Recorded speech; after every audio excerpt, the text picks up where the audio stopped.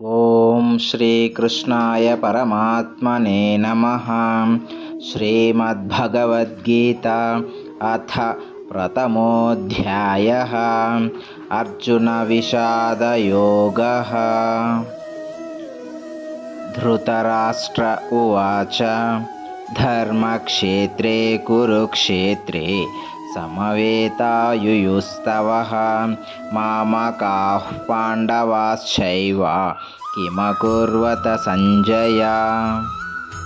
ధృతరాష్ట్రుడు ఇలా పలికాడు: ఓ సంజయ, ధర్మభూమి అయిన కురుక్షేత్రంలో యుద్ధం చేయాలనే కోరికతో ఒక చోట చేరిన నా పుత్రులు మరియు పాండుపుత్రులు ఏం చేస్తున్నారు?